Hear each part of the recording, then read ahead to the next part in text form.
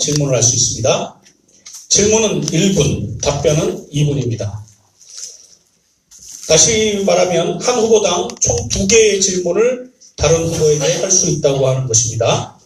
세 번째 파트는 이 자리에 참석한 유권자들의 질문입니다.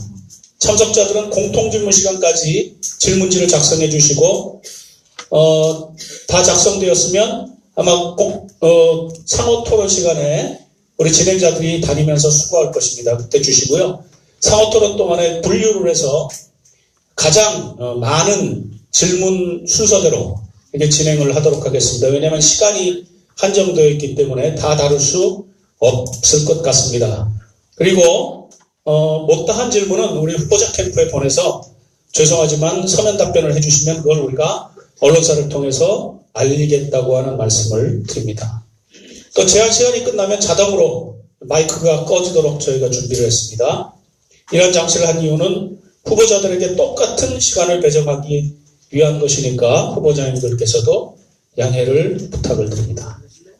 자, 이 취지와 진행에 관해서는 이만큼 설명하고 이제부터 본격적으로 공통질문 시간을 갖도록 하겠습니다. 순서는 기호순으로 우리가 답변을 받을 텐데 한 질문이 넘어가면 한 번 기호를 넘겨서부터 이렇게 답변을 듣도록 하겠습니다. 먼저 공통질문 첫 번째.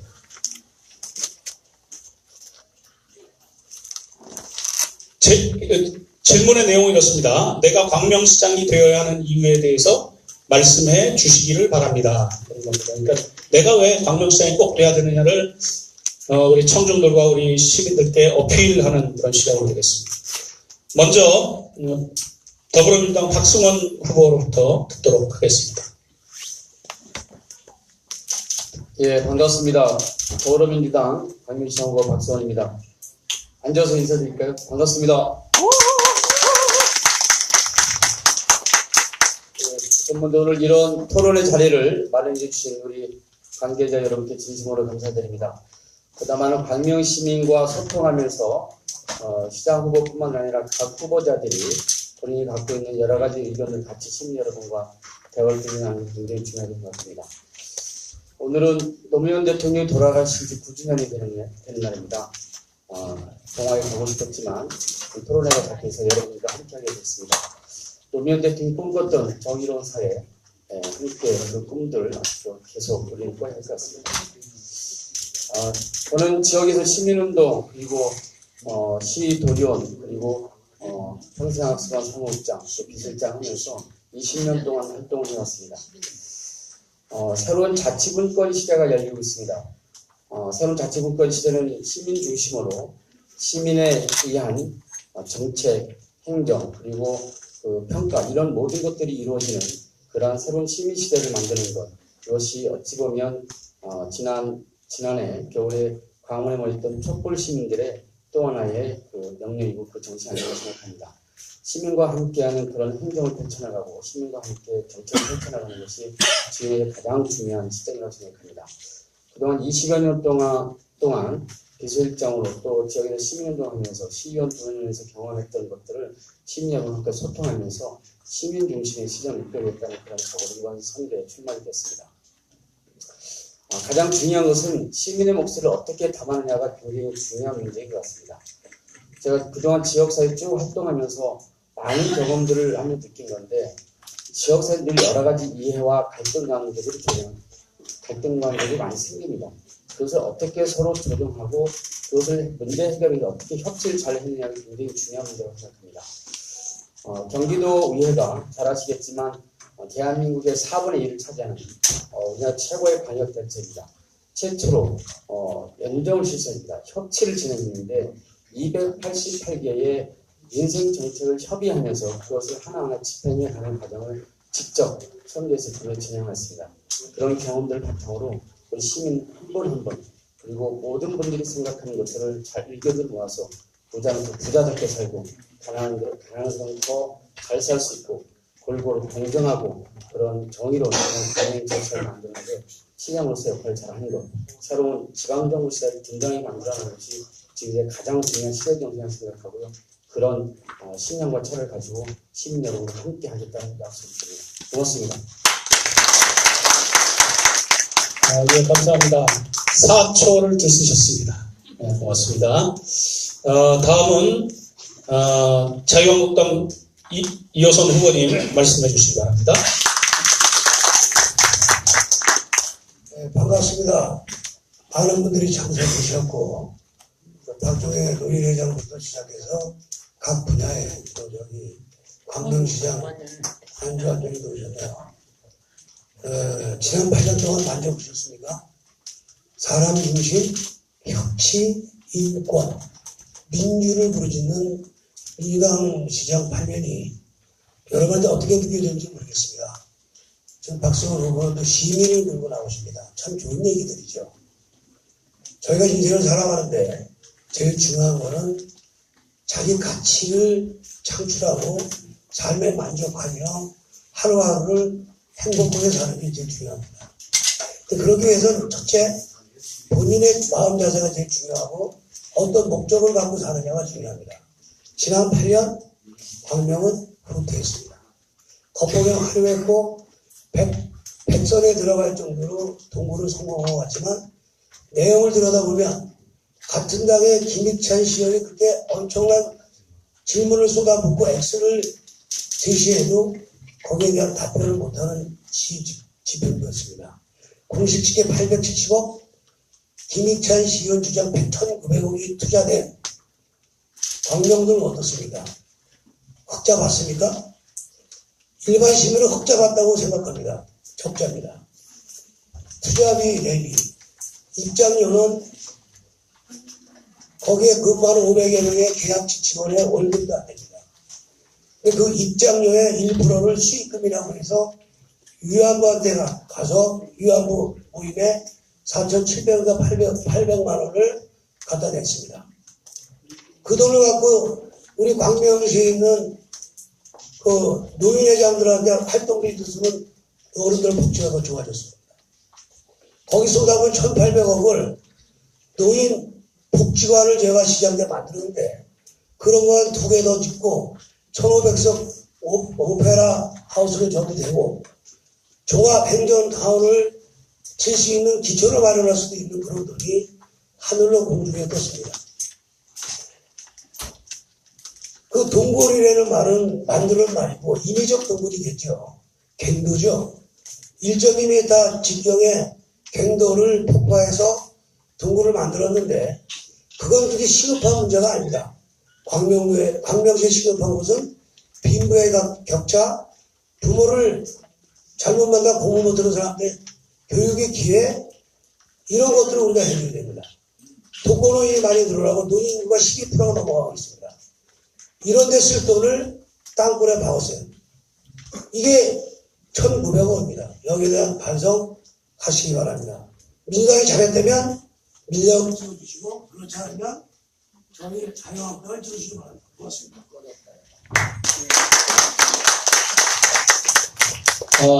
이번에는 김기담 바른미래당 후보님 답변을 듣도록 하겠습니다. 그래요? 앞에 계신 분들이 워낙 달변가라 항상 지금 긴장하고 있는데 준비를 해왔습니다. 자유자재로 연설할 그런 자신은 없고 그래서 출마의 변으로 해서 읽어드리도록 하겠습니다. 사랑하고 존경하는 광명 시민 여러분 안녕하십니까? 기호 3번 바른미래당 광명시장 후보 김기남 인사드립니다. 그동안 구루공단 배후도시로 베드타운이란 오명을 썼던 광명이 지금은 물류와 교통의 중심으로 경기 서북권의 중심 도시로 자리매김하고 있습니다. 그러나 아직 우리에게는 갈 길이 멀고 넘어야 할 산도 많이 있습니다. 급속한 성장 과정 속에서 미처 살피지 못했고 챙기지 못했던 현안들이 산적해 있습니다. 삶의 질 향상을 위한 시민들의 기대 또한 어느 때보다 높아지고 있습니다. 저 김기남은 더 부유하고 더 안전하며 더 편리하고 더 깨끗하고 더 건강한 광명을 위해 4차 산업혁명과 융합된 미래형 도시 기반을 만들어 제2의 광명의 기적을 만들도록 하겠습니다. 행복하고 희망찬 미래 광명을 위한 길에는 정파가 따로 없습니다. 저 김기남은 누구와도 손을 잡고 시민 중심 우선 행정을 펼치겠습니다. 전임 시장들의 좋은 정책들은 발전적으로 계승하여 지방 분권 시대를 선도하는 광명의 또 다른 저력으로 10분 활용하겠습니다. 제가 펼칠 김기남 시정의 주인은 시민입니다. 저 김기남은 미래 광명만을 생각하며 시민과 소통하는 소통시장이 되겠습니다. 광명 시민이 가슴에 담긴 소망과 바램들을 하나로 담아내겠습니다. 그리하여 제가 말씀드린 바뀐다 광명 시민 한 분 한 분의 마음속에서 신선한 바람으로 다가갈 수 있도록 하겠습니다. 이제 바뀌어야 합니다. 바뀌지 않으면 미래가 없습니다. 우리는 발전하는 광명을 넘어 살고 싶고 떠나기 싫은 명품도시 광명에 대한 새로운 도전을 시작해야 합니다. 생각을 바꾸고 사람을 바꾸면 행복하고 희망찬 미래 광명의 꿈은 이루어집니다.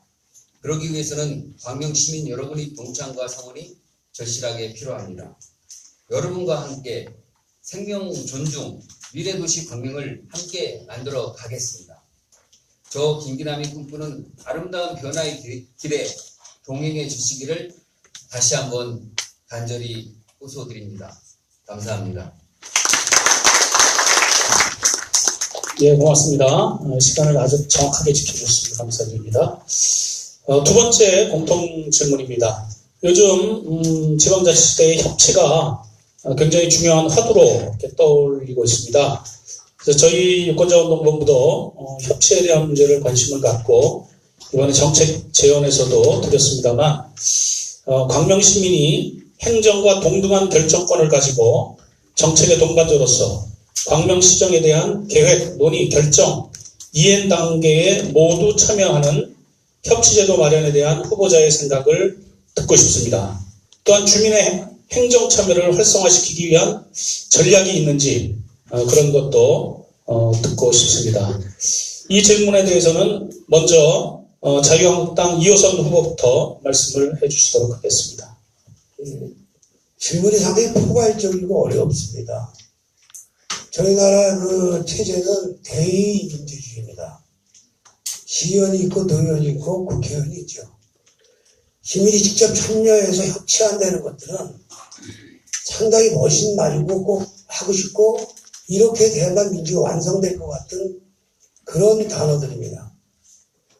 지난 우리가 시정에 보면 시민 참여 예산전이라든가 무슨 위원회라든가 엄청나게 많은 위원회가 생겼습니다. 그래서 협치를 하고 있고 그렇게 하고 있습니다만 계획부터 결정, 과정, 결정까지 결과까지 협치한 것은 그렇게 많지 않습니다. 중요한 것은 우리의 마음가짐이라고 생각합니다. 이게 선거구가 정해져 있고 시의원이 있으면 각 당별로 그 선거구별로 그 시민들에게 얘기를 듣고 그를 전달하는 대의 민주주의가 7대가 왔는데도 불구하고 아직 완성되지 않았습니다. 저희 자유한국당은 앞으로 그런 식으로 참여의 기회를 넓히고 또 시의회나 시에서 토론회 같은 그런 어떤 대화의 장을 많이 만들겠습니다. 이 질문을 예를 들면 아까 박성호 후보가 경기도 협치를 얘기했는데 불행하게도 그 민주당 정부가 아니라 민주당에서 한 게 아니라 자유한국당 소속 도지사가 한 겁니다. 거기에 그래도 부지사도 그 야당을 시키고 또 김경표 의원처럼 평생 학습원장 같은 것도 야당도 시키고 이렇게 해서 소수의 여당을 갖고 못 끌어가는 것을 협치를 통해서 끌고 갈 수밖에 없는 환경을 이렇게 만들었습니다. 서울의 오 시장이 그 급식비 문제로 중간에 관뒀던 문제가 있듯이 그런 일을 반복하지 않기 위하여 4년간 협치를 하기 위해서 그것을 자유한국당에서 시작한 겁니다. 남경필이가. 그 양반이 다시 갔다 다시 왔지만 지금은 자유한국당 소속 도지사 후보입니다. 서울시를 보면요, 협치를 많이 했다고 하고 조례도 제정했습니다. 그런데 결과는 어떠나요? 도시경쟁력은 2015년도에 10위에서 작년에 38위로 뚝 떨어졌습니다. 인구는 12,000명씩 줄어들고 있습니다. 한 달에. 협치라는 것은 그렇게 눈에 바로 보이는 것이 아닙니다. 협치의 중심은 나의 역할과 시의 역할, 공무원의 역할, 시의원, 도의원의 역할을 잘 했을 때 이루어지는 겁니다. 지금 있는 계획을 잘 받아들이고 논의한 것들을 결과를 도출해내는 시장이 되겠습니다. 고맙습니다. 입니다. 시간을 지켜주셔서 정말 감사합니다. 다음은 우리 김기남 바른미래당 후보님 답변을 듣도록 하겠습니다. 예, 그 협치라면 협치를 같이 시정에 참여한다는 얘기인데, 우리나라를 예를 들면 대통령이 있고, 대통령 혼자 권력을 독점하면 안 되니까 국회를 만들었고, 국회는 시민들이 뽑았습니다. 우리 언뜻 생각하면 대의민주주의에 입각해서 대통령과 국회가 잘 협조해서 나가면 아무런 문제가 없을 것 같기는 합니다. 그런데 현실은 그렇지가 않죠. 항상 보면 국회와 권력은 항상 행정부를 싸우게 되어 있고, 거기에 나서는 분들이 시민사회 운동가라고 봅니다. 직접적으로 관여를 안 할 수가 없는 그러한 상태고, 또 우리가 직접적으로 관여해서 이룩한 게 촛불혁명으로 해서 이렇게 했던 것도 하나의 시민단체가 직접 참여해서 얻어낸 결과라고 생각하기도 합니다. 시도 마찬가지라고 생각을 합니다. 시장이 있고, 시장이 모든 권력을 다 쓸 수 없도록 시의회가 견제를 해야 됩니다. 그런데 시의회를 잘 뽑아주는 것이 시민 여러분들이 해야 할 일이고, 또 그것이 가장 협치의 중요한 수단이 될 거라고 저는 생각을 합니다. 따라서 시장과 시의회가 가장 잘 협력하고 상호 협력해서 광명 시민의 발전을 위해서 힘쓴다면 협치는 이루어졌다고 볼 수도 있을 겁니다. 그렇지만 시민단체나 이런 데에서도 직접적으로 시의회가 자기 역할을 하지 못할 때 직접적으로 나서서 시의회나 이런 시장이나 시의회와 함께 제3의 협치기구로서 참여한다는 것은 좋은 생각이라고 저도 생각을 하고 있습니다.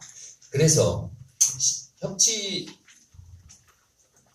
제도에 따른 조례 개정에 대한 생각은 저는 찬성으로 일단 보고 있습니다. 항상 모든 생각은 생각이 바뀌면 그 결과가 바뀐다고 저는 생각을 합니다.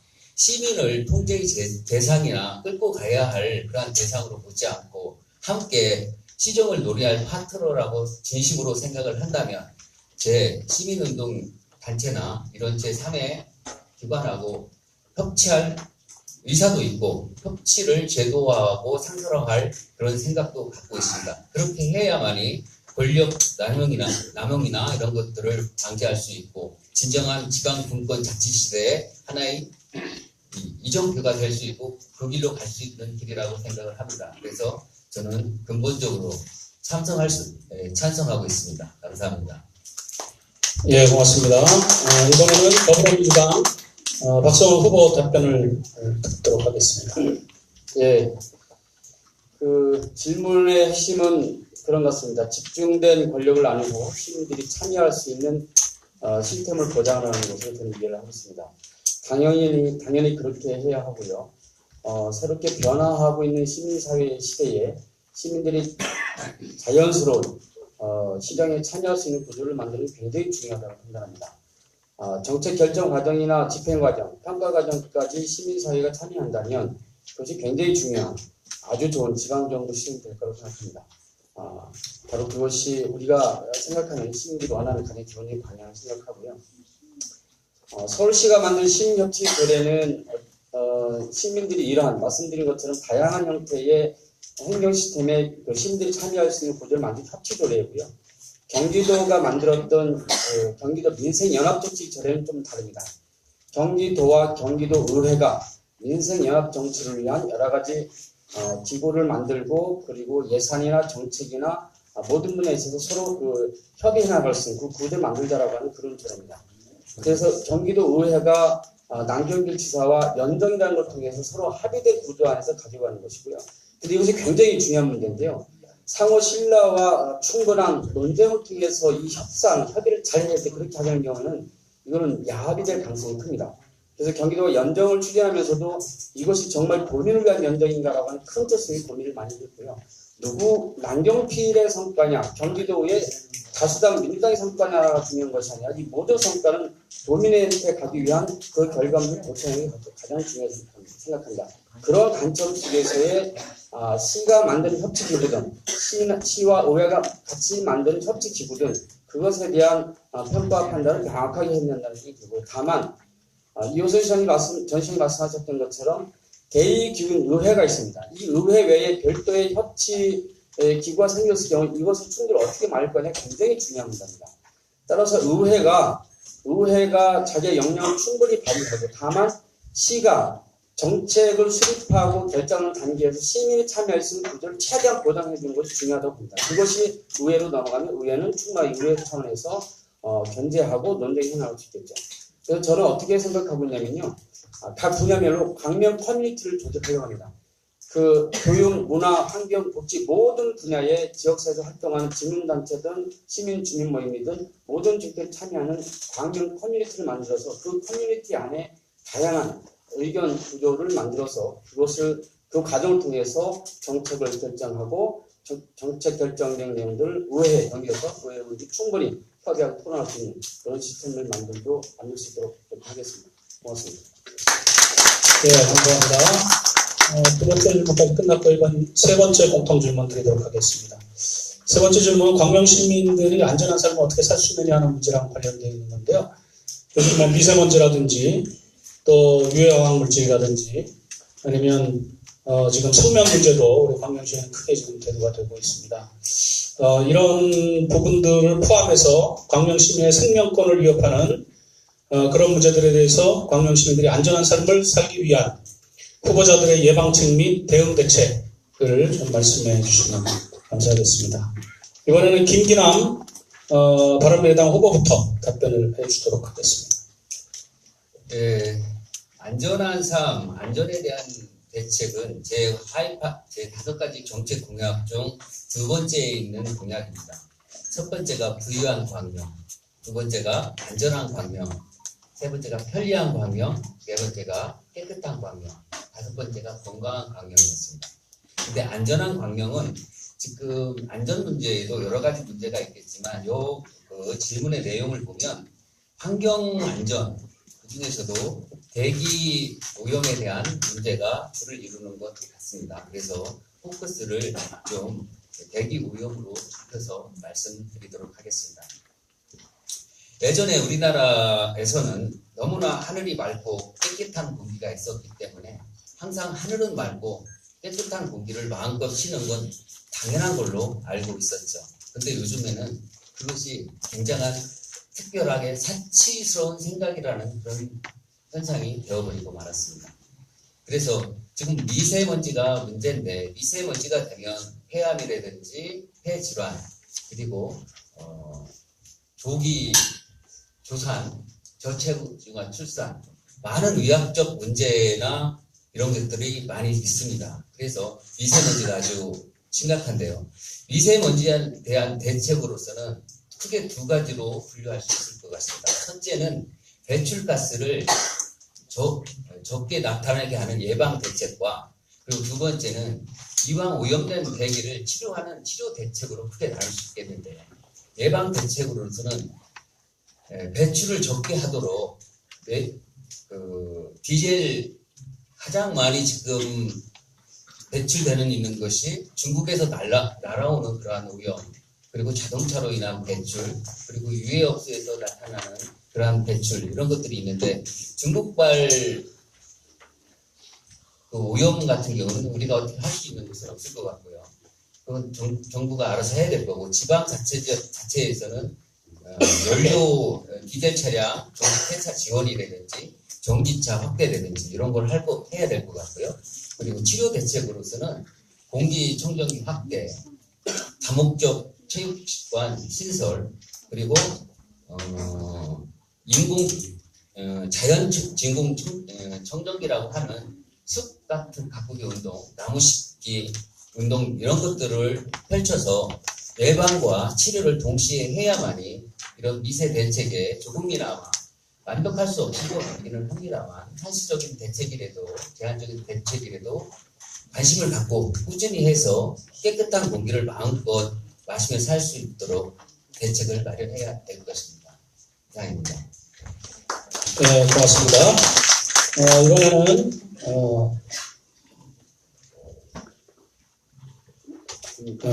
박성원 후보님께서 말씀해 주시기 바랍니다.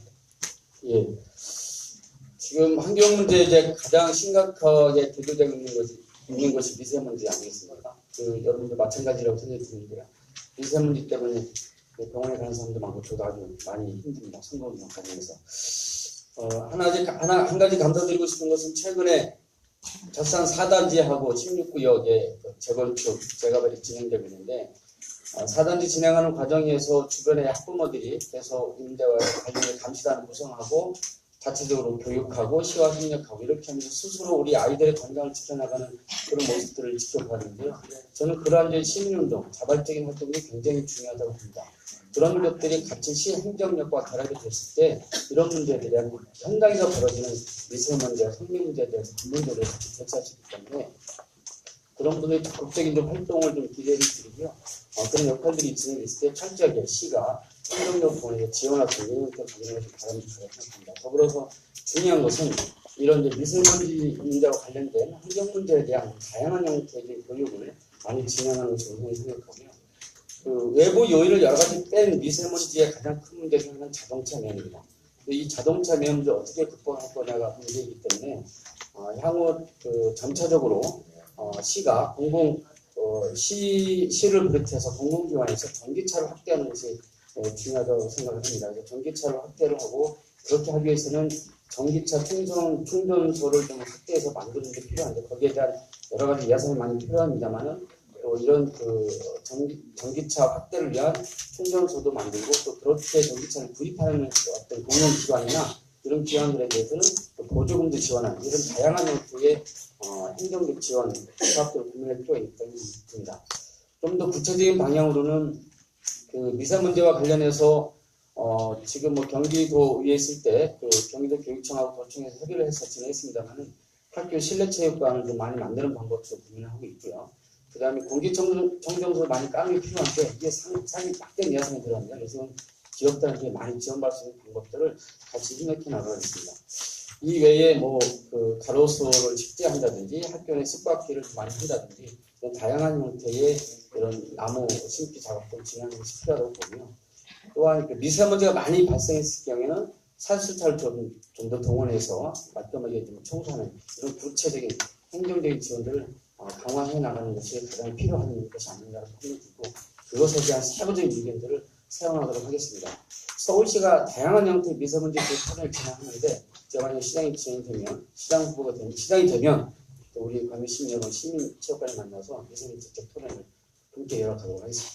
고맙습니다. 네, 감사합니다. 이번에는 자유한국당 이호선 후보 발언해 주시기 바랍니다. 광명 시민의 안전한 삶을 위한 대책인데요. 여러 가지가 있습니다. 이게 시장이 와서 될 일이 있고 34만 시민이 각자가 법과 원칙, 상식에 맞는 역할을 한다면 그 삶은 상당히 좋아질 것 같습니다. 이 질문이 상당히 이게 좀 어렵죠. 시장이 대답하기는 그런 질문인데 우리 전국 226개 기초단체 중에서 미세먼지 대책을 하고 있는 기초단체가 있을까요? 현실적으로 불가능한 것이 많습니다. 제가 할 수 있는 거라면 우리 당의 정책이기도 하고 디젤차 10년 이상 된 거라든가 그런 것들을 교체할 때 지원금을 준다든가. 근데 광명시가 더 놓치고 한 게 뭐냐면 서울시의 모든 차가 도시가스화 됐습니다. 광명에 화영원시가 있는데 제가 알기로 하양원수는 아직 도시가스가 되질 않았습니다. 디젤 차가 다니고 있죠. 이런 근본적인 것도 우리가 돈 안 들일 수 있는 것도 안 하고 놓치고 하는 게 있어요. 미세먼지 문제, 중국의 문제죠. 이거 국가적 문제입니다. 유러시아 얘기하는데 기초자재에서 할 일이 아닌 걸 몇십억 갖다 쏟아보세요. 그런 돈을 여기다 해가지고 허다못해 학생들 교실에 청정기를 달아준다든가 마스크를 무한정 시민들한테 나눠줘도 유러시아 철도 비용 달에 반만 써서 가능한 겁니다. 유러시아 158조 들어간답니다. 북한의 KTX 가격만.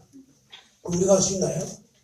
하지 못하는 거를 뜬구름 잡듯이 돈을 쓰는 거 그런 돈 아껴서 쓰면 됩니다. 또 우리 재래시장이 있는데 재래시장에 가면 그게 보이지 않는 미세먼지와 여러 가지가 있습니다. 그런데도 공기청정기 대응 또 다뤄주면 되고 이러한 대책들이 있다고 저는 생각합니다. 그리고 이제 삶의 그 질을 높이는 것 중에 하나가 아까 박 후보가 얘기했던 16구역과 4구역을 구분해서 제가 페이스북에 올린 게 있습니다. 4구역은 펜스를 쳤고 16구역은 천막을 쳤습니다. 캄보디아인지 이 보호마로 왔는지 모르겠어요. 근데 그런 것들을 시에서 행정의 지침을 해야 되는데 질문해보니 아파트는 공간이 있어서 그게 가능한데 민간 16구역은 그게 없대요. 근데 재밌는 건 인도를 점유했다고 점유 비용을 시에서 받습니다. 그 가림막 하는데 그런 거를 좀 유도를 내서 좀 여유를 가지고 덜 받거나 아니면 안 받고라도 인도를 조금만 더 해줬으면 펜스를 칠 수 있어요. 너무 무시하는 행정입니다. 그게 8년간의 적폐입니다. 시민의 삶을 질을 높이는 건 기본입니다. 네, 고맙습니다. 이제 공통질문 하나만 남았는데요. 지금 이 토론회는 그 페이스북을 통해서 지금 생중계가 되고 있습니다. 제가 모두에 말씀을 드렸어야 되는데 말씀을 못 드려서 다시 한번 상기를 시켜드립니다. 그리고 이 공통질문이 끝나면 여러분들 질문을 다 수거해서 거기서 분류 작업을 지금 바깥에서 해서 같은 건 같은 것끼리 제일 많이 질문된 내용들을 우선순위로 해서 마지막에 상호토론 끝난 다음에 참석자 질문 시간을 가지려고 합니다. 그러니까 요 공동질문 끝나기 전까지 여러분들 질문지 작성하셔서 진행자들에게 건네주시면 감사하겠습니다.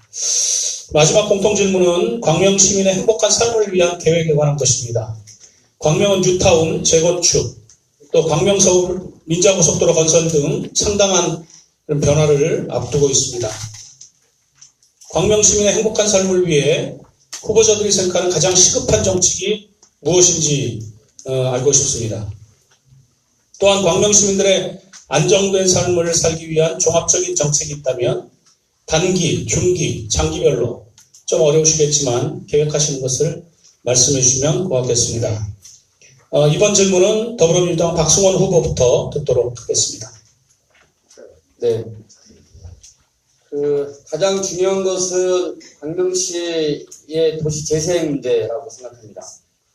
제가 선거운동 하면서 또는 이제 그동안 광명 지역사회 돌아다니면서 가장 가슴 아픈 것이 광명동 지역입니다. 광명동 지역이 아주 오래된 잘 아시겠지만 광명시가 서울의 서자로 태어난 도시 아니겠습니까? 침산도시로 태어나다 보니까 가안동, 철산동 지역은 좀 새로운 이제 도시개발을 통해서 여러 가지 아파트를 새롭게 들어오겠는데 광명동 쪽에 대한 오래된 단독주택들이 이제는 새롭게 개발을 이제 적절히 하지 않으면 안 되는 상황이 되어버리는데요. 현재 뉴타운 사업을 진행하고 있는 것은 이 사업이 원활히 진행될 수 있도록 하는 것이 중요하고 뉴타운에서 해제된 원도심 지역에 대해서는 빠른 시일 내에 도시재생 사업을 하는 것이 저는 가장 중요한 사업 중에 하나라고 생각합니다. 근데 여기 전제가 되어 있는 것이 두 가지인데 하나는 원주민들이 떠나지 않고 원주민들이 이곳에 살아갈 수 있는 방법의 도시재생 사업 그리고 친환경 에너지라고 하는 장기적인 측면에서 도시가 좀 더 효율적인 도시가 될 수 있는 친환경 에너지 도시로 갈 수 있는 도시재생 사업을 어떻게 할 것이냐에 대한 그런 전략들을 잘 찾아내는 것이 시장의 역할이라고 생각합니다. 다행스럽게 문재인 정부가 도시재생 사업 임기 5년 동안 50조를 쓴다고 했습니다. 제가 선거운동하면서 그 50조 예산 중에서 우리 박민 씨가 제일 많은 예산을 가져다가 한번 써보도록 하겠습니다는 얘기 굉장히 많이 했는데요. 좀 그렇게 해보려고 합니다. 그래서 그러한 기본적인 방향을 가지고 해야 된다고 생각하고 있고요. 또 이 도시재생 사업을 정말 제대로 하려면 도시재생기획단을 만들어야 된다고 생각하고 있습니다. 도시재생기획단을 통해서 외부 전문가도 좀 모셔오고 지역에 관련된 지역에 이해관계 있는 이제 주민들 좀 모셔오고 공무원 이 모든 분들이 함께 참여해서 이 도시재생기획단에서 중장기 계획을 세울 계획입니다. 4년 이내에, 5년 이내에, 10년 이내에 이런 방식의 중장기 계획을 세워서 정부가 추진하는 도시재생 사업이 4가지 유형이 있습니다. 그 유형별로 나눠서 이 사업들을 추진하고 이것들을 원활하게 추진하기 위한 도시재생 센터를 별도로 둬서 광명시 도시공사와 함께 이 사업을 추진하는 것이 굉장히 중요하다고 생각하고 있습니다. 그렇게 해야지만이 이 광명동 지역을 중심으로 한 도시의 지속 가능한 미래를 새롭게 구성할 수 있다고 생각하고요. 이것을 빨리 조속하게 진행하지 않으면 굉장히 이 도시가 침체될 가능성이 크다. 그 판단을 갖고 있고 이 문제와 관련해서는 우리 시민 여러분들이 적극적으로 관심을 갖고 함께 해주실 것을 부탁드리고요. 제가 도시재생 관련해서 일본에 이제 공부하러 다녀왔는데 한 8년 걸려가면서도 주민들을 끊임없는 토론을 통해서 만들어가고 있는데 다양한 형태의 도시재생 사업을 전개해서 끌어가서 교수님들 좀 많이 협조해 주길 간곡히 부탁을 드리겠습니다. 고맙습니다. 네, 감사합니다. 다음은 자유한국당 이호선 후보 말씀해 주시겠습니다. 모든 일은 어떻게 시작하고 어떻게 주장하는 게 중요한 게 아니라 어떻게 시작해서 어떤 과정을 해서 어떤 결과를 도출하는 게 참 중요합니다. 한 가지는 뉴타운만 얘기해요. 제가 2000년도 시장 됐을 때 공약사업입니다. 12년 지났습니다. 이게 행정입니까?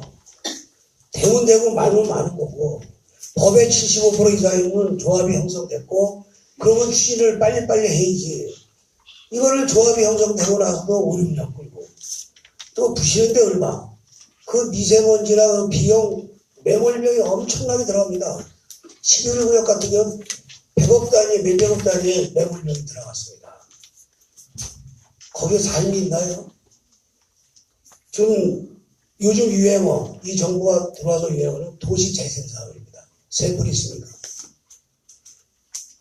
너무대 뒤에 재생사업 한다는 말을 들었습니다. 양기리 시작해서 추진한다는 말을 들었습니다.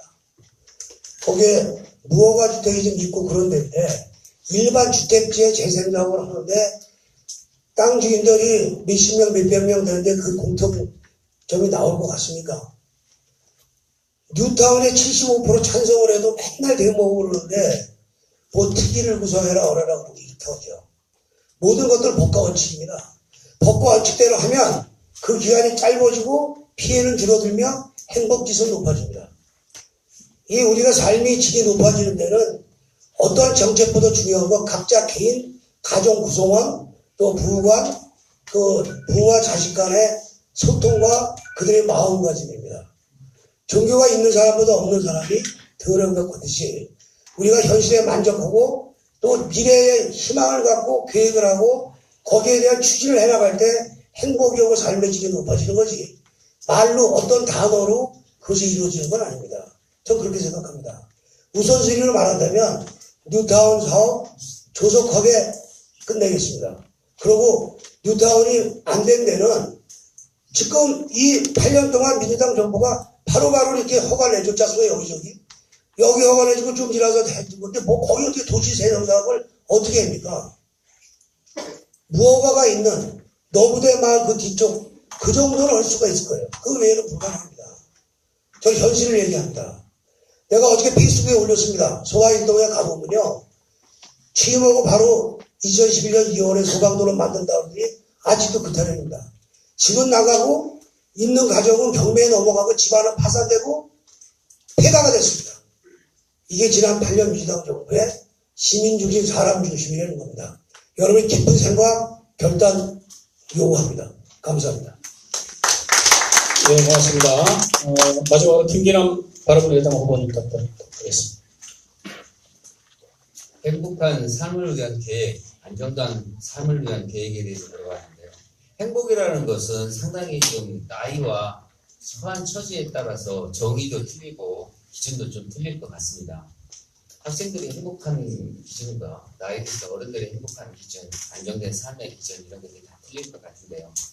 앞에 두 분 다 말씀하셨듯이 지금 광명시는 재개발 문제, 뉴타운 문제 이런 것들이 가장 핫 이슈로 뜨고 있고 지금 제가 생각하기에도 이호선 시장님, 전 시장님이 말씀하셨던 것처럼 뉴타운 개발이나 이런 것은 속도감 있게 추진하는 것이 굉장히 필요하다고 생각합니다. 자꾸 질질 끌면 점점 비용은 눈덩이처럼 불어날 것 같습니다.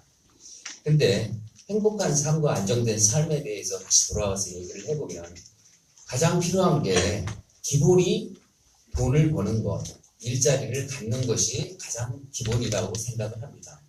그게 없으면 삶이 행복할 수도 안정될 수도 없다고 봅니다. 그래서 저는 가장 중요한 것이 광명 시흥 테크노밸리 조기 안착으로 저는 잡았습니다. 빨리 거기에서 경기도 발표 9만 6천 개의 일자리 창출이라고 발표를 했습니다. 그래서 빨리 젊은 사람들이 일자리를 잡고 광명시가 그 테크노밸리를 통해서 안정적인 세수입을 확보해서 그 세수입을 통해서 새로운 광명 시민들이 원하는 그런 복지 예산이나 사회 활동에 투자를 했으면 좋겠습니다. 여기 광명시에는 가족들이 손잡고 나가서 놀 만한 데가 별로 없는 것 같습니다. 그래서 저는 가급적이면 가족과 함께 어린이와 아빠와 엄마와 함께 손잡고 갈 수 있는 부천의 웅진 플레이 도시 같은 그러한 랜드마크를 만들고 싶습니다. 그 랜드마크를 통해서 학생들이 거기에 가가지고 학습 체험이라든지 이런 것들 그리고 또한 거기서 스포츠 시설이라든가 아빠와 같이 놀 수도 있고 어린이와 젊은이와 엄마와 아빠와 노인들이 다 같이 거기로 놀러 가자 해서 놀 수 있는 그런 거 만들어주고 싶고요. 그리고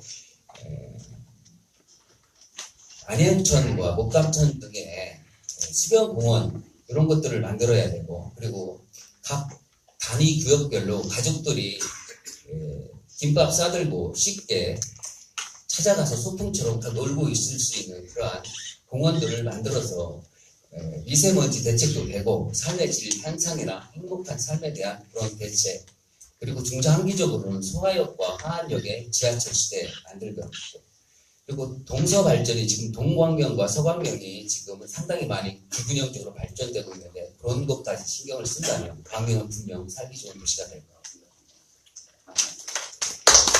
네, 고맙습니다.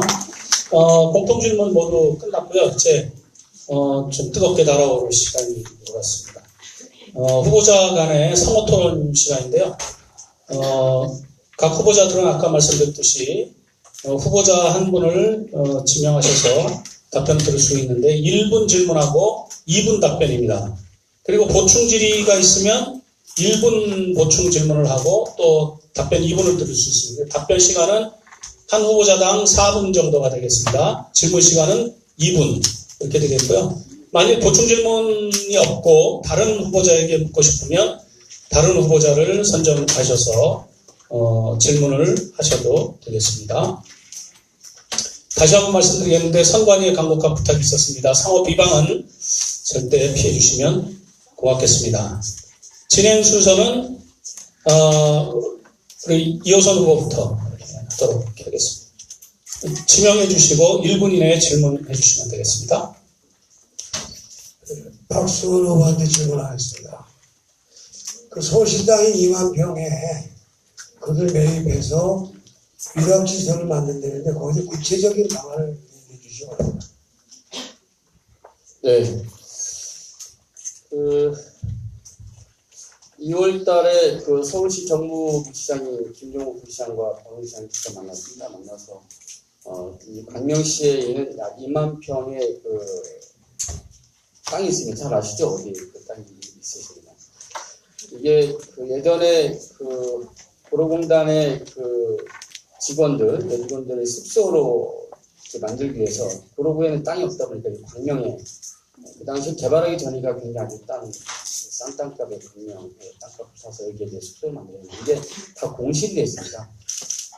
공실이 되다 보니까 서울시에서는 이곳에 이제 그 아파트를 지으려고 하는 계획이 좀 갖고 있어서 당연히 이제 아파트가 많은데 이 아파트만 또 들어오면 굉장히 시민들이 불편하다 이런 요구도 많이 있고 저것을 어떻게 할 것인가에 대한 시민적 요구도 굉장히 많습니다. 그래서 서울시를 만나서 해봤는데 서울시는 매각 의사가 있습니다. 저도 매입 의사가 있다고 분명히 좀 말씀드렸고요.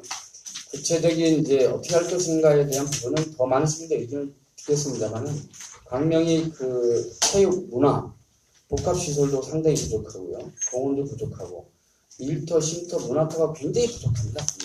공공청사도 부족하고 또 청년 일자리를 만들 수 있는 창업센터도 부족하고 여러 가지 그런 부족한 상황이기 때문에 적어도 새로운 형태의 좀 랜드마크 만들 필요가 있다 이렇게 좀 생각하고 있고요. 어떤 형태로든 서울시하고 잘 협의를 해서 광명시가 광명시의 실정에 맞게끔 이것을 개발해야 된다고 생각하고 있고요. 개발 이익과 관련된 매입을 했을 경우에 이것을 어떻게 할 것인가에 대해서는 향후에 시행이 되는 여러 가지 협의 방법을 통해서 진행해 나가도록 하겠습니다. 보충드리겠습니다. 얼핏 듣기 참 좋죠. 우리 땅 중심에 서울시 땅이 있고 그를 매입해서 복지문화공원을 만들고 청소년 일자리 보호하기 이렇게 말씀하시는데 현실은 그렇지 않습니다.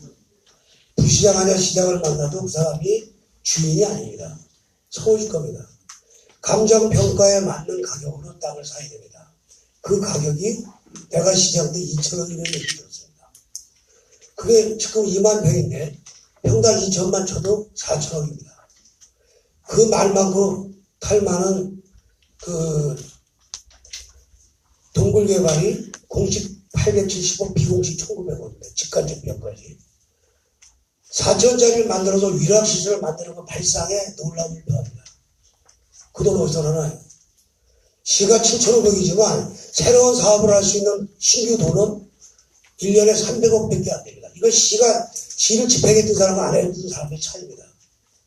그래서 경력 있는 사람이 낫다고 저는 생각합니다. 우리 돈이 없는데 4천억을 그걸 투입해서 뭘 할 건지 답변을 정확히 해주시기 바랍니다.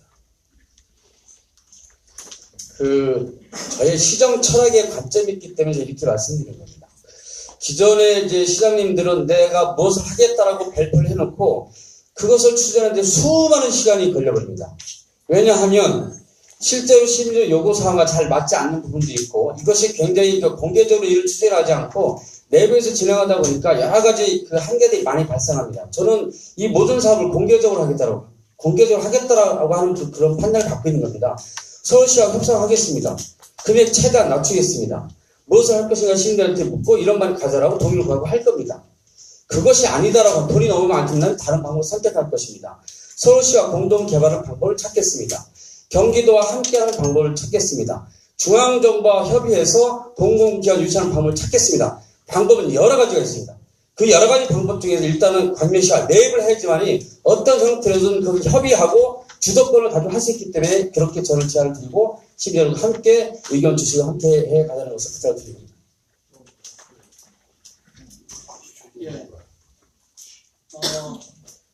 너무 빨리 끝나가지고 제가 잠깐 당했어요. 1분이나 남았네요. 다음은 바른미래당 김기남 후보께서 질문해 주시겠습니다. 예, 박승훈 후보님께 질문드리겠습니다. 우리나라가 최저임금 인상으로 많은 자영업자들이 고통을 받고 있습니다.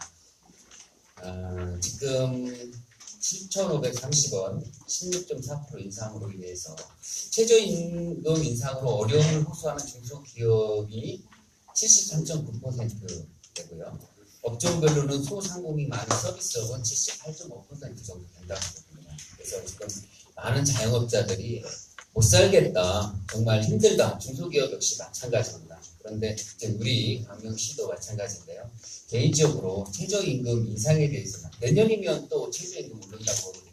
저는 계속 이렇게 되면 우리나라 큰 문제라고 생각하는데 개인적으로 최저임금 인상 어떻게 생각하는지 듣고 싶습니다. 그 시정을 저는 그렇게 접근하면 안 되는 겁니다. 그것은 국가 단위에서 큰 정책 단위에서 그 최저임금에 대한 정책을 세운 것이고 그래서 정부에서도 그 최저임금 때문에 중소자영업자들이 굉장히 힘든 걸 알고 있습니다. 이것을 어떻게 극복할 것에 대한 고민을 많이 하고 있고요. 그래서 중소자영업자의 스스로 경쟁력을 가져야 한다는 얘기를 많이 하고 있습니다. 중요한 것은 지금까지 대한민국 선정하는 데 있어서 굉장히 많은 중소자영업자들이 생겼습니다. 건강하게 성장할 수 있는 어떤 기업의 환경을 조성해 주는 것 정부가 그 역할을 해야 되고요. 무엇보다도 이 노동자들이 최저임금을 보장받는 사회를 만들어가는 게 굉장히 중요해요. 이것은 저희는 알고 있기 때문에 제가 길게 말씀 안 드려도 충분히 얘기할 거라고 봅니다. 다만 시장은 우리 지역에 있는 중소상공인 자영업자들이 어떻게 좀 더 안정적으로 사업을 진행할 수 있는 기반 환경을 만들어줄 거냐라고 하는 부분입니다. 그래서 가능한 한 대형 유통센터나 이런 것들이 들어오지 않게끔 해야 하는 이런 정책들이 필요한데 그것이 굉장히 어려움들을 겪고 있죠. 그리고 실제로 우리한테 꼭 필요한 중소자영업과 관련돼서는 지원할 수 있는 방법들을 최대한 지원해서 하는 것이 중요하고 특히 지역 단위에서의 중소상공인들은 이제는 사회적 경제 시스템으로 전환해서 가야 됩니다. 다양한 형태의 협동조합, 사회적 기업 이런 형태들이 지역사회에서 지역심리와 함께 지역공동체를 만들어가지고 큰 틀에서 정책적인 방향을 세우고 그런 지역의 자영업자들이 그런 틀 구조 안에서 지역에서 지역 경제 공동을 형성할 수 있는 그런 시정 정책을 펼쳐가는 게 가장 중요하다고 판단합니다. 예, 최저임금 문제는 맞습니다. 정책 국가적인 문제고 그런데 이게 우리 지역적인 시장님으로서 만약에 된다면 우리 광역시의 소상공인들을 고통받고 있는 소상공인을 위한 대책이 어떤 것들이 있는지 한번 여쭙고 싶습니다. 네, 광역시 소상공인연합회하고 간담회를 했어요. 그리고 슈퍼마켓 협동조합하고 간담회를 했고 슈퍼마켓 협동조합의 의견은 대체로 이렇습니다. 그분들이 자체적인 경쟁이 약하기 때문에 배송할 수 있는 배송 인력을 좀 이렇게 지원을 해달라.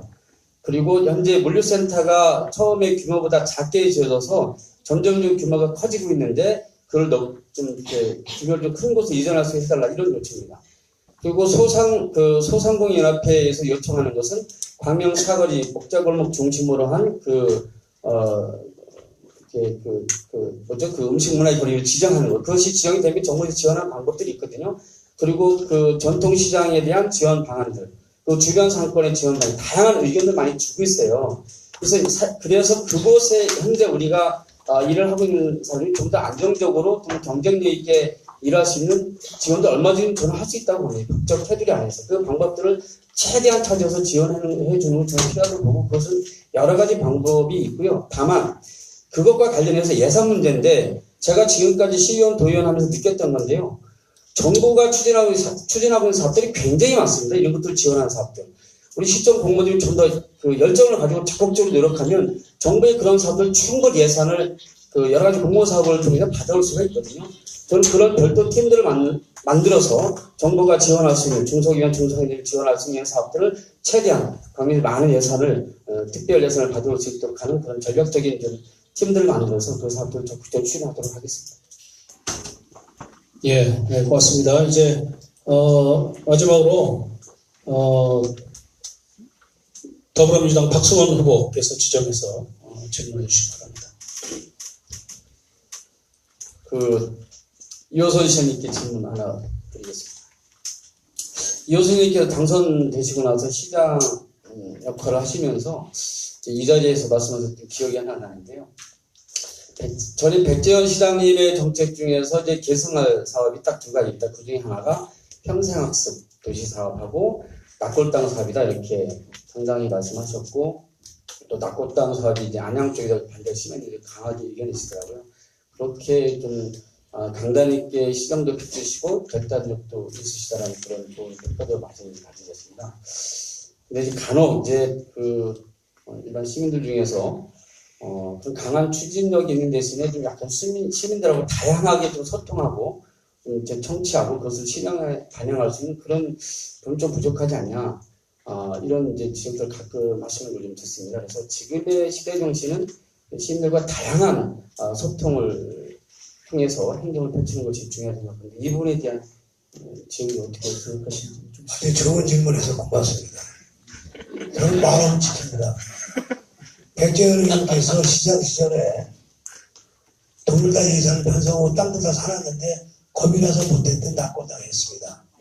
이번에 홍보제 나옵니다. 바지 찢어져서 저 오선의 이종걸 의원과 당시 보좌관 했던 전 경기도 정무부시사 했던 강득구 씨가 저 멱살을 잡고 있을 때 바지가 쑥 내서 빠스바람이 있는 게 있습니다.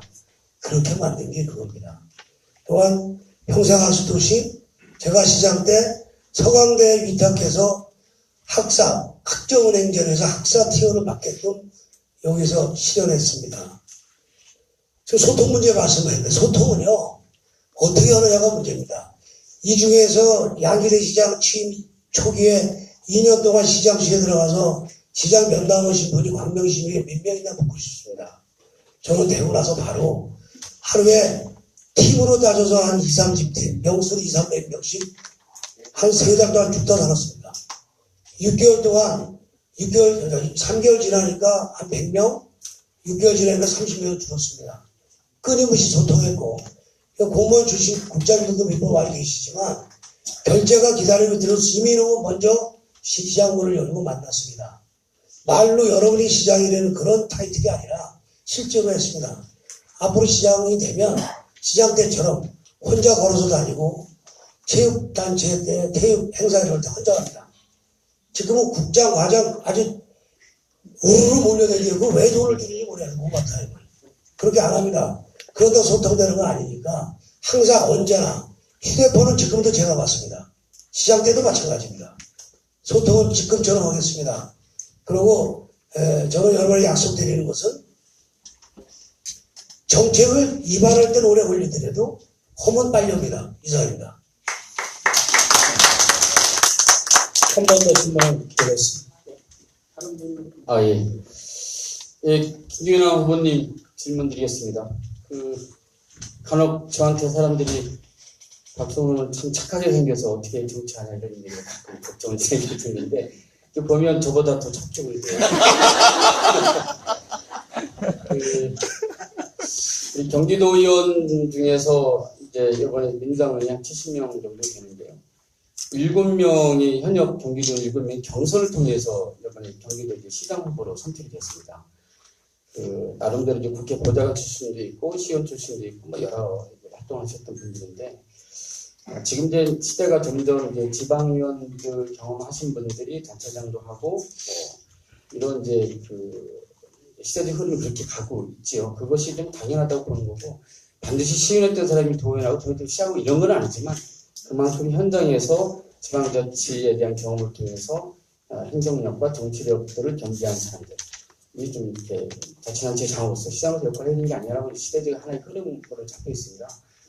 그래서 사실은 이제 행정과 정치라고 하는 것이 굉장히 두 가지 역할을 하는 것들이 굉장히 중요하거든요. 혼났네. 그래서 그런 이제 경험들이 좀 많이 부족하신데 어떻게 행정을 실정을 해주셨어요? 네, 어떤 말씀인지 어떤 우려인지 잘 알고 있습니다.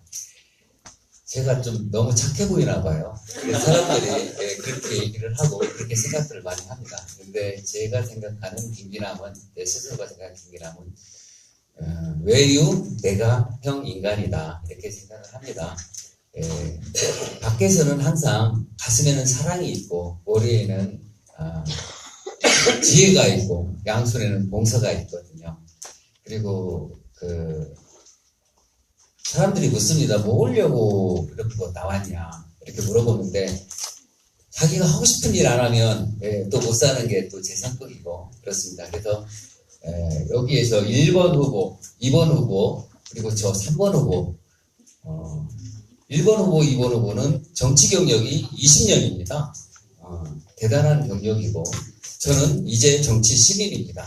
아는 것도 별로 없고 열정 하나로 한번 나라를 바꿔보고자 또한 광명 정치를 바꿔보고자 열정 하나로 왔습니다. 20년 동안 한 정치는 장점도 될 수 있고 단점도 될 수 있습니다. 그렇지만 정치 시민인 김기남이 하는 일은 또한 그것이 단점도 될 수 있고 단점도 될 수 있습니다. 정치 20년 했으면 제 생각에는 보여줄 거 다 보여줬다고 생각을 합니다. 정치 신인 아무것도 보여준 거 없지만 앞으로 보여줄 게 무궁무진할 거라고 생각을 합니다. 옛날에 그런 얘기 있었죠. 백제와 신라 얘기인가요? 그 얘기했는데 보름달에 비유하고 추석달에 비유했습니다. 보름달 비유한 그쪽은 와 대단하다, 좋다, 이렇게 꿈 해보기 좋다가 나왔지만 추석달 한 데는 또 기분이 또 나빠서 이렇게 했었는데, 추석달은 앞으로 계속 커갈 일만 남아있고 보름달은 계속 찌그러질 일만 남아있다고 합니다. 그래서 정치 신인 앞으로 가는 게 많이 축복해 주십시오. 열심히 하겠습니다.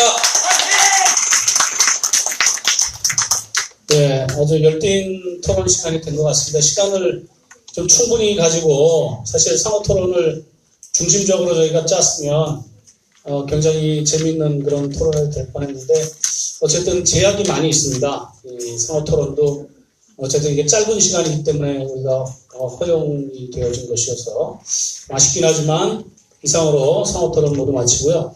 저희가 계획한 시간이 1시 30분까지입니다. 이제 여러분들이 제출해 주신 질문지를 전부 분류를 해서 거기에 있는 질문들에 대한 답변을 후보마다 2분씩 이렇게 듣도록 하겠습니다. 우리에게 주어진 시간이 너무 없어서 한 3개 정도밖에 못할 것 같습니다. 잠깐만요. 상호 질문 한 명한테만 합니까? 그러니까 두 명한테는 해야지. 아까 박수원 후보한테 막 적대 편드는 사람들이 그거 아니에요. 양쪽 다 할 수 있으니까 최소한 두 명한테 질문 기회를 줘야지. 한 명만 하는 건 잘못 편성된 것 같은데. 저희가 이거 준비할 때요, 좀 서관이랑 굉장히 많이 의논도 하고 이렇게 했는데, 상호 토론이 너무 이렇게 많이 차지하는 건 문제가 좀 있어가지고, 저희가 어쨌든, 그러니까 보충 질문 하실 분은 하시고, 아니면 딴 분한테 이렇게 하셔라, 이렇게 저희가 열어놓은 게 바로 그런 이유거든요. 그래서 박성호 후보는 지금 두 분한테 이렇게 고루 2개 질문하셨고, 지금 한 분한테는 이제 집중이 된 건데, 그거는 이제 저희가 어찌할 수 없는 부분인데 이해해 주시기 바랍니다. 기회 있으면 할게요. 법인이 아니고. 아니, 근데 이제 저희가 약속한 대로 여기 질문이 지금 6개가 지금 들어와 있는데, 3개 정도밖에 못할 것 다 해요, 같아요. 다. 여기 뭐 방송국도 아닌데 그냥 다 하자고. 그래서, 예, 시민단체답게. 일단 2분씩 답변을 듣도록 하겠습니다. 가장 많은 질문이 11분이 하셨는데요. 지금 뉴타운 관계입니다. 시민들 간의 갈등이 많은 광명 뉴타운 개발에 대한 후보자들의 해결책, 이런 걸 좀 듣고 싶다는 거죠. 갈등 해소 방안이라든지, 또 광명시가 집값 상승으로 젠트리피케이션 문제, 여기 사시는 분들이 다 멀리는 화성 밑으로 이렇게 내려가야만 가능한 이제 그런 부분들에 대해서 어쨌든 해결책을 좀, 아까도 물론 조금 나왔습니다만 좀 아주 좀 명확한 그런 해결책을 좀 듣도록 그렇게 하겠습니다. 박성호 후보부터 말씀해 주시죠. 젠트리피케이션 관련해서 현실적으로 말씀을 드리면 다 아시겠지만 이제 외국인 노동자들이 광명을 많이 이사 온다라고 하고요. 서울 지역에 노년층들이 많이 이사 온다고 하고, 도시 경쟁력이 좀 약해지는 거죠. 그러니까 도시가 장기로 이렇게 가면 정말 위험한 겁니다. 그래서 어떤 형태로든 이제 뉴타운을 진행을 하고 있는 것은 빨리빨리 진행할 수 있게끔 하고, 그러니까 뉴타운의 해제된 지역에 대해서는 좀 작게라도 도시재생 사업을 해야 되고, 아까 이호정 선생님이 말씀하셨던 것처럼 굉장히 어렵습니다. 도시재생 사업이 쉬운 사업이 아니거든요. 그래서 주민들의 합의를 모아내는 과정이 굉장히 필요하기 때문에 이 고민을 같이 하자라는 거 하는 겁니다. 저는. 그렇게 같이 해주지 않으면 그냥 내 집 하나 틀겨주고 있는 것만으로 있어서 이 문제가 해결되어 있는 문제가 아니기 때문에 어떤 형태로든 하자라고 하는 겁니다. 저는 제가 확정적으로 말씀을 어떻게 드리면 이런 생각도 있어요. 제가 한동 단독주체 같은 경우에 예를 들자면, 거기를 만약에 몇 개 동을 합쳐서 청사를 짓고 그 위에 주민들하고 협의가 되면 그 위에 쭉 올려서 복합청사로 쭉 짓고 그 위에 주민들이 입주할 수 있는 형태를 간다든지, 그런 다양한 형태들을 우리가 적극적으로 법의 한도 내에서 고민하지 않으면 굉장히 힘들다고 보는 거거든요. 정부가 갖고 있는 모든 도시 정책과 관련된 그런 법안들을 최대한 찾아서 우리가 할 수 있는 것들은 최대한 다 해야 된다. 이런 판단들을 갖고 있는 거고요.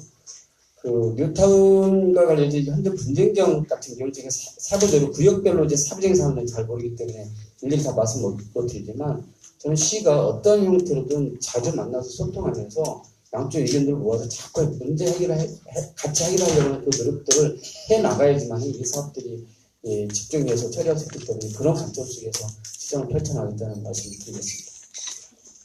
예, 감사합니다. 이호선 후보님 답변해 주시기 바랍니다.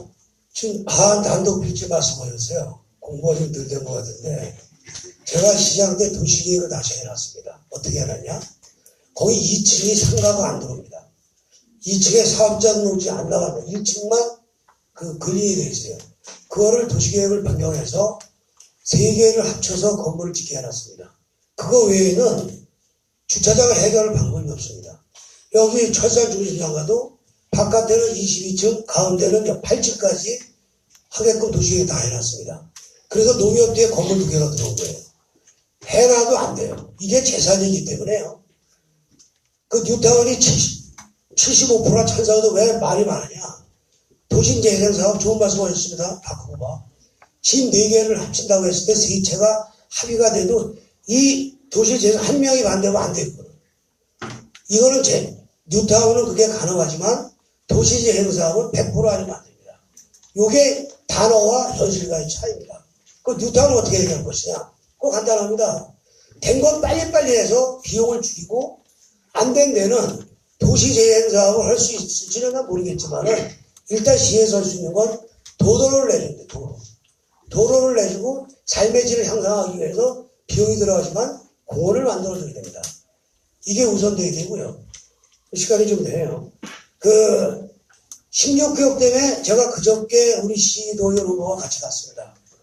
오윤배 설주소가 가서 무슨 얘기를 들었냐면 5동, 6동, 7동, 8동 통장님들과 중앙하이츠 현대아파트사하고 대화를 했습니다. 있는 길을 막았대요. 이게 시정을 개방을 했다는 겁니다. 그 이호선이 뭐 잘나서 길을 넓혔나요? 전재희, 백재현 단 1cm도 길을 넓히죠. 저는 다 넓혔잖아요. 층수를 위로 주면 됩니다. 지금에도 제가 시작되면 그렇게 해서 길을 내겠습니다. 이상입니다. 예, 고맙습니다. 김변호 후보님 말씀해 주시죠.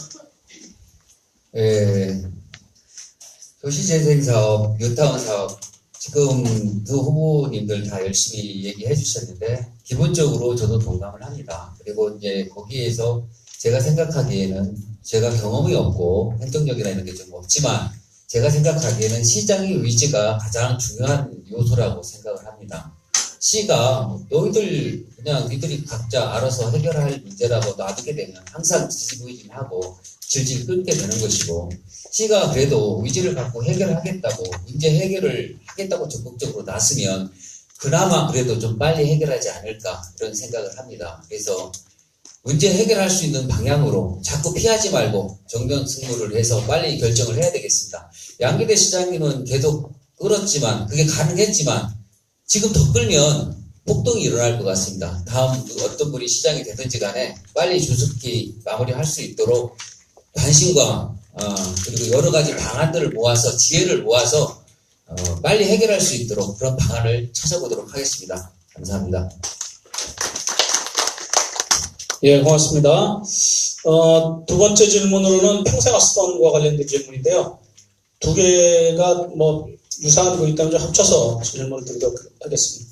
하나는 10분, 하나는 7분이 이렇게 질문 주셨습니다. 평생학습원 이전에 따른 현 건물의 사용 용도를 어떻게 하고 싶으신지, 그리고 평생학습원 학점운행제에 대한 생각을 듣고 싶습니다. 두 가지 질문을 하나로 합쳤습니다. 이호선 후보부터 말씀해 주시죠. 학점운행제는 아까 말씀드렸죠. 서강대에 위탁해서 학점운행제 학사를 최초로 배치로 시장에 줍니다. 그리고 그건 기소 걸 거고요. 그 다음에 양기대 시장님은 외부 인사를 초청해서 그 관장을 뒀어요. 그 차이는 뭐 여러분이 느낄 수 있는 그대로입니다. 앞으로 이 건물을 어떻게 쓸 것이냐. 지금 여기서 말씀드리면 좀 곤란합니다. 왜냐면 여기 철산 상업지구에서는 이거를 주차장을 해주면 좋다고 그럽니다. 당연하겠죠. 근데 주차장을 줄 수가 없죠. 시의 청소가 부족하니까. 저는 우선 먼저 생각하는 건 이 건물에 시에 부족한 정서가 들어오겠지만 지금 소아복지, 노인복지관도 제가 졌거든요. 부족합니다. 이거 철산동 몇 개 층이라도, 한두 개 층이라도 아니면 전체를 노인복지관으로 쓰고 싶습니다. 저는. 그게 제일 중요하다고 생각하고요. 저기 광명동 쪽에는 국민은행 상거 거기다 건물을 줘서 노인복지관을 또 주려고 합니다. 또 보건소 분석하고. 근데 이 건물은 지금 제 생각이지 바로 이런 것들이 시민이 참여하는 같이 논의하고 고민해서 이 건물을 어떻게 쓸 건가를 결정하고 있습니다. 아쉬운 것은 저기 철망산에 지하에다가 삼성 홈플러스가 들어오고 지상에 평생학습관을 지어준다고 제의를 받았는데 그게 지혜에서 분리돼서 못했습니다. 돈 들여서 하는데 그 주차장도 500개를 만들어준다고 그랬거든요. 우리 돈 안 들이고 기업 유치해서 건물 생기고 평생학습관 생기고 주차장 생기는 거 못한 게 지금도 아쉽습니다. 지금 이런 모든 것들을 좀 일을 할 수 있게끔 8년 쉬었더니 몸이 그틀거립니다. 기회 좀 주십시오. 감사합니다. 김경호 의원님 답변해 주시죠. 예, 건물에 대해서 어떻게 쓸지, 이호선 후보님 잘 말씀하신 것 같습니다. 제 생각도 마찬가지입니다. 어떻게 쓸 것인지는 시민들이 공청회나 이런 것들 해서 가장 좋다고, 결정을 하는 게 가장 좋다고 생각하는데요. 제 생각으로는 요즘 청년 창업이 굉장히 어렵고, 교육도 어렵고, 그렇습니다. 그래서 청년 창업센터라든지 혹은 장애인들의 복지나 장애인들 교육 지원 시설 이런 것들로 좀 채워주면 어떨까 하는 제 생각이고요. 시민들과 함께 통합해서 이렇게 논의해서 결정하는 게 가장 맞을 것 같습니다. 그리고 학점 운행제는 계속 지속하는 것이 저는 옳다고 생각합니다. 학습 어떻게 쓸 것인지 아무튼 가장 좋은 방법을 찾는 것이 맞다고 생각을 합니다. 예.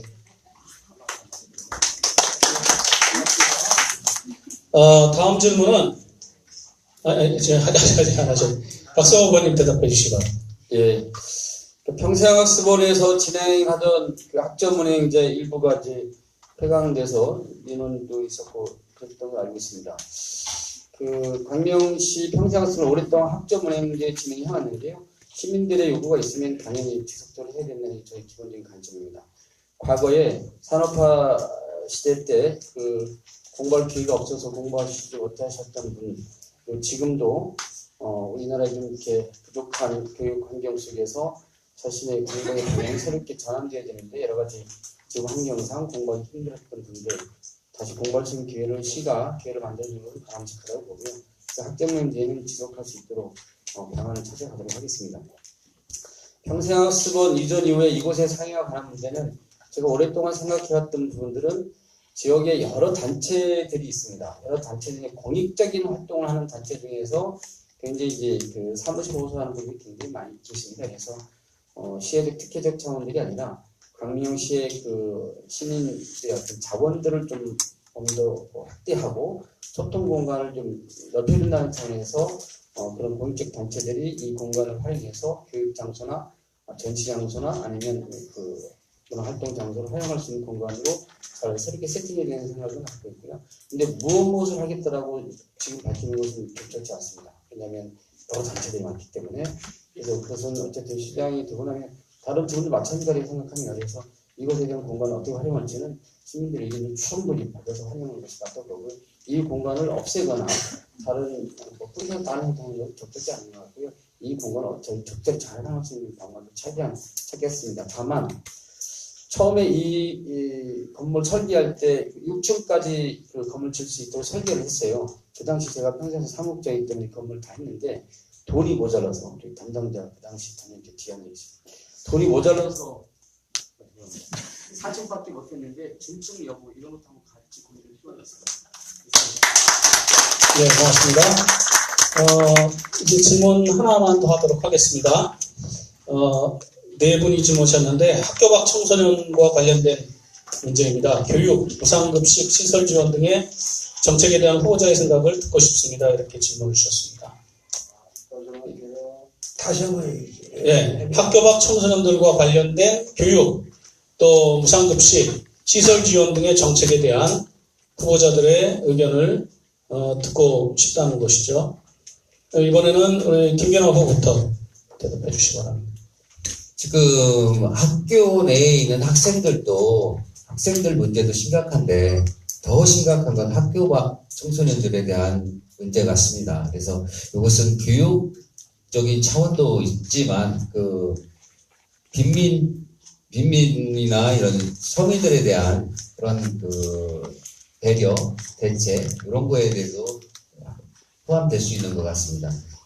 가장 생각할 수 있는 것은 교육에서 이분들은 학교를 가지 않기 때문에 방문 교육이라든지 이런 선생님들을 활용한 그런 교육을 했으면 좋겠고요. 거기서 교육을 제대로 받고 있다면은 무상으로 교육이나 무상 교복이나 무상 급식 이런 거에 대해서 도움을 주고 있듯이 그분들한테도 일정에게 그러한 교육에 대한 지원 차원에서 배려를 해줬으면 좋겠습니다. 그리고 또한 그런 학생들을, 학교 밖 학생들이 같이 모여서 할 수 있는 기회가 없기 때문에 멘토나 이런 것들을 붙여서 어느 체육대회나 이런 단합대회 비슷하게 어느 정도, 어느 시점에서 동아리 활동도 같이 할 수 있도록 그런 단체 모임이나 단체 여행 이런 것도 좀 같이 진행했으면 좋겠다 하는 그런 생각을 갖고 있습니다. 이상입니다. 예, 감사합니다. 박성호 후보님 네. 답변해 주시기 바랍니다. 시장의 역할 중에서 교육 문제를 바라보는 관점은 지역사회 교육을 발전시킨다는 측면에서 학교 교육과 일반 시민 교육을 좀 어떻게 하면 이제 융합적으로 갈 거냐 고민들을 저는 장기적으로 해나가는 것이 필요하다고 봅니다. 지역사회 학교에 대한 고민을 시장이 해주지 않으면 굉장히 어렵습니다. 이 문제를 근본적으로 잘 해결하라는 그 취지로 받아들이고 있고요. 그 관점 속에서 문제를 풀어야지만 하나하나 해결할 수 있다고 생각합니다. 공교육을 하고 있는 교육청은 굉장히 법적 한계들이 있어서 교육청 완전한 자치가 진행되고 있는 건 아니잖아요. 그래서 모든 것을 교육부의 교육부에 의해서 진행되기 때문에 예를 들어서 비인가 학교나 비인가 대안학교나 비인가 대안학교 같은 경우에는 아무런 지원을 못 받고 있습니다. 지금 무상급식 급식 지원 다 받고 있잖아요. 일반 학교는. 비인가 대안학교는 그걸 못 받고 있거든요. 똑같은 우리 아이들인데 그런 차원 때문에 이 아이들을 어떻게 할 거냐라고 하는 문제인데 그 무상급식뿐만 아니라 다른 여러 가지 교육 문제와 관련돼서 교육청으로서 지원을 하나도 못 받고 있습니다. 그래서 시가 이런 것들을 적극적으로 나서서 학교 밖 청소년이라고 표현되어지는 비인가 학교 또는 학교에 다니지 않는 아이들, 이 아이들에 대한 책임을 시가 책임져야 되는 게 저희 관점입니다. 그 관점 속에서 이 아이들이 놀 수 있는 공간, 공부할 수 있는 어떤 공간, 그리고 어떤 형태든 지원할 수 있는 방법을 다 찾아서 이제 시가 지역사회 학교를 책임지는 역할을 당당하게 미래교육을 바라보면서 가야 된다는 생각을 갖고 있습니다. 네, 고맙습니다. 이렇게 해서 이제 3개 저희가 질문을 했고요. 시간이 한 4분 정도, 아직 안 했나? 이효선, 죄송합니다. 이효선 시장, 제가 자꾸 헷갈리네요. 이효선 후보님, 말씀해 주시기 바랍니다. 제가 정치를 20년 했는데 16년 했습니다. 그럼 고등학교 졸업해야 대학교 가고요. 석사나에 박사들 합니다. 김호부님 잘 들으세요. 무슨 얘기인지. 그리고 학교 밖 청소년 교육은요. 저도 언론적인 얘기를 할게요. 교육감이 되는 사람과 손잡고 하겠습니다. 지금 제도상 시에서 학교 밖 학생들에 대한 투자와 교육을 할 수 있는 게 있는지 검토해 봐야 됩니다. 제가 시장 때 그게 불가능한 걸로 알고 있습니다.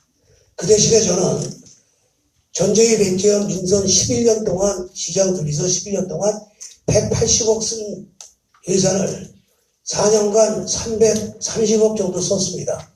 시설 교체, 나무 심고, 환경 좋게 해주고, 그러니까 4년 만에 340억 썼습니다. 그 당시 계장님들이 뒤에 계십니다. 저는 이 시설 지원을 철저히 해야만 퀄리티가 같아지는 그런 학교가 되고 평준화가 됩니다. 그때는 평준화 전적입니다. 지금 평준화가 됐는데도 불구하고 학교 안에 차이가 많이 납니다. 저희 둘째 아이가 광명목을 다니는데, 광명목을 이게 올해 한 10년 정도 이사를 했고, 지금은 아니지만, 그 학교를 가보면, 참, 좀 그래요. 학교는 썰렁하게 큰데, 빈 교실이 많습니다. 사학이지만. 이런 것들도 학교에서 어떻게 활용할지를 고민해 보겠습니다. 바로 학교 밖에 있는 애들, 관둔 아이들, 대학 가는 게 다가 아니니까 직업교육을 여기서 시킬까 하는 생각을 합니다. 그 광명공원의 협회체에서. 이 교육 문제는 교육감 소관이지 시장 소관이 아닙니다. 옛날에 평준화 갖고 우리가 시한테 말이 많았는데 그 교육감이 할 일이 대할 일이 아니라습니다. 하지만 학교 지원을 확실히 했습니다. 앞으로도 그렇게 할 것이고 교육청과 합의해서 하겠습니다. 감사합니다. 네, 고맙습니다. 이제 시간이 거의 다 돼서 마무리 발언만 1분씩 남겨두고요. 먼저 조금 알리는 말씀 좀 알려드리도록 하겠습니다. 오늘 이게 여러분들이 질문해 주신 부분들을 다 답변을 받지 못했는데 좀 읽어드리도록 하겠습니다. 광명시 지속가능 발전 목표 관련 정책이 있으십니까? 노인복지와 관련한 정책이 있으십니까? 전통시장 활성화를 위한 정책이 있으십니까? 다문화 정책은 무엇입니까? 협치와 지방권 실현을 위한 방안 무엇입니까? 아동 청소년 교육 정책에 대해서 또 편의시설 문화공간 확충 특히 서쪽 지역은 어떻게 할 것입니까? 청소년 정책 시설 확충 아까도 나왔습니다만 또 나왔습니다. 광명시 도시계획 및 어떤 도시로 발전해야 한다고 보는가 굉장히 중요한 철학적인 문제도 나왔고요. 여성인권과 관련된 정책이 있습니까? 이렇게 물어보았습니다. 이 부분은 아까 말씀드린 대로 캠프에 좀 정리해서 보내드릴 테니까 좀 서면 답변해 주시면 저희가 언론사를 통해서 배포를 하도록 하겠습니다. 오랜 시간 동안 여러분들 잘 들어주시고 하나만 질문요. 네? 제가 질문을 했는데 좀 몇 명이면 했는데 노인의 그 정보당은 117명이에요. 그래서 제가 그냥 117명을 안 했는데 노인복지와 관련된 거 노인복지자니까 지금 전부 다 그 혼동하고 있어요. 노인 종합사회복지관하고 노인 전용 종합회관하고 그걸 구분하지 못해서 노인 사회복지관은 몇 개나 돼요. 노인 전용 복지관은 하나밖에 없어요. 그것도 줄까 말까 이런 상태. 그래서 노인 전용 복지관은 노인 전체 117개 정로당을 대표하는 기관이에요. 그거를 어떻게 할 거냐. 이거 세 분들이 다 말도 열린 사람들이기 때문에 그걸 구분을 다 못해가지고 이건지 저건지 몰라가지고 그냥 갖다 전부 종합사회복지관이라는 데 아니에요. 정로당이라는 건 무슨 말씀인지 다들 아실 거라고 보고요. 아시니까 그분 답변을 그러니까 요거는 지금 그 노인복지 관을 요번에 저기다 짓잖아요. 근데 그 부분을 좀 나눠 쓰는 문제 때문에 지금 계속 지금 그 문제를 제기하고 시정을 요구하는 그런 부분들 아마 다들 알고 계실 테니까 그것도 좀 답변에 포함하셔가지고 마무리 발언을 그러면 한 1분 30초씩 이렇게 좀 해주시고 바로 돼요? 네, 좀 한 30초만 늘려서 괜찮으시겠죠? 네, 지금 굉장히 관심사항이기 때문에 아마 그 답변까지 포함해서 마무리 발언을 듣도록 하겠습니다. 박승원 후보님부터 듣도록 저쪽부터 할까요?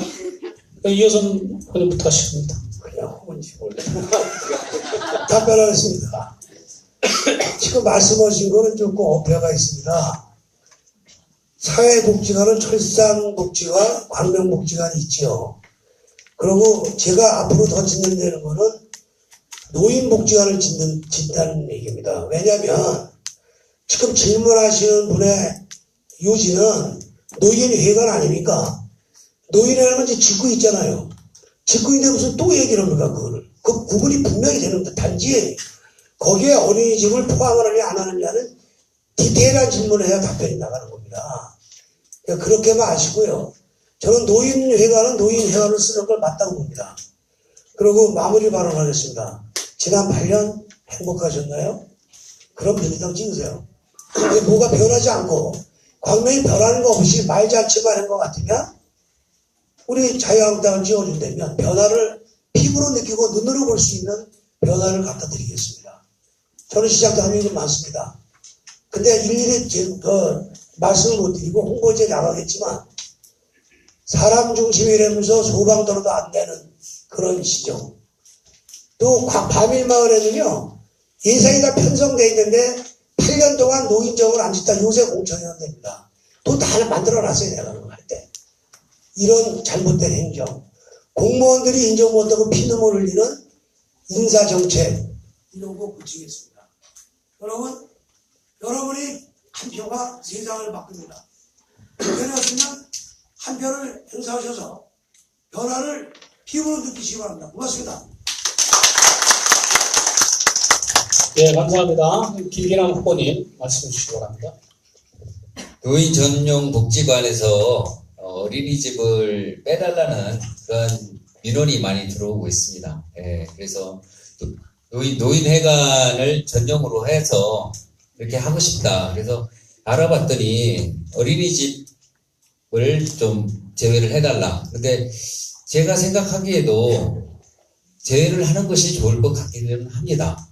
어머니들도 노인회관에 같이 어린이집이 있는 것보다는 따로 해서 그 바로 옆에 어린이회관도 어린이집도 있고 그래서 다른 부지나 이런 것을 또 찾아봐서 어린이집을 위한 따로 새로운 대책을 하고 그쪽은 전용으로 하는 것도 하나의 방안이 될 수 있겠다 이런 생각을 해봤습니다. 지금 광명에는 할 일이 많은 것 같습니다. 누가 시장이 되더라도 빨리 재건축, 뉴타운 쪽을 해결해야 되고요. 돈 먹는 하마라고 하는 저 광명 동구를 어떻게 해야 될지 그거 결정해야 되고 시흥 테크노밸리 저거 빨리 안착시켜야 되고 그리고 택지지구 그쪽도 재개발을 제대로 해가지고 광명이 제2의 부흥 르네상스를 맞이할 수 있도록 여러 가지 대책과 이런 방안들을 많이 해야 될 것 같습니다. 제가 생각하기에는 기존에 갖고 있는 그런 생각보다는 전혀 어떠한 곳에도 얽매이지 않는 개방된 생각을 갖고 있는 사람이 오히려 더 잘할 수 있을 거라고 생각합니다. 저를 많이 지원해 주셔서 그런 일을 할 수 있도록 많이 도와주십시오. 감사합니다. 예, 마지막 마무리 발언 해주시도록 하겠습니다. 예. 노인복지관 관련해서 똑같은 의견입니다. 근데 저는 항상 대안 중심인데요. 대안이 있어야 말씀을 정확하게 드리거든요. 현재 그 공간, 어린이집 공간을 빼고 어르신들만 쓸 수 있는 공간을 해달라고 하는 부분과 관련해서 지금 후보 입장에서 정확한 그 대안을 가지고 말하기 어렵습니다. 현시적으로. 시장이 되면 그때 정확하게 만나서 대안을 함께 원색하는 것이 가장 중요하다고 봅니다. 그 내용들은 저희가 잘 알고 있기 때문에요. 잘 가슴에 담고 방법을 잘 찾아보도록 하겠습니다. 예, 시민 여러분 도와주십시오. 지금의 시대 정신은 새로운 자치분권 시대를 통해서 새로운 지방정부 시대를 든든하게 만들어달라고 하는 겁니다. 과거에 자치단체라고 불렀던 것이 이제는 지방정부라고 부르는 새로운 형태의 시대가 왔습니다. 더 책임있게 시정을 끌고 갈 수 있는 사람이 필요합니다. 시민 여러분들이 행정에 모두 참여할 수 있는 시스템을 잘 만들겠습니다. 그것을 통해서 서로 협의하고 논의하고 결정하고 수구 민주주의를 통해서 민주주의가 발달하는 그 과정을 풀어나가는 것이 저는 지방자치라고 생각합니다. 시민 여러분이 함께 참여하고 토론하고 그것을 만들고 평가하는 그런 광명의 시민시대를 시민 여러분과 함께 만들고 싶습니다. 도와주십시오. 고맙습니다. 네, 감사합니다. 혹시 광고 말씀 있습니까? 우리 본부에서? 네, 길다면 긴 시간이고 짧다면 짧은 시간이겠지만 오래간만에 후보자들의 아주 진솔한 이야기들을 우리가 함께 들을 수 있어서 참 좋았던 것 같습니다. 세 분 6.13 선거 당일까지 열심히 검토하시고 어쨌든 이번 선거를 통해서 당선되시는 시장님은 우리 시민들과 함께 아름다운 광명을 만들어가는 그런 좋은 시장님이 되시기를 바라면서 이상으로 유권자운동본부와 광명일보, 광명시민신문이 주최한 광명시장 후보 초청 토론회를 모두 마치도록 하겠습니다. 참석해주신 모든 분들께 다시 한번 감사드립니다. 고맙습니다.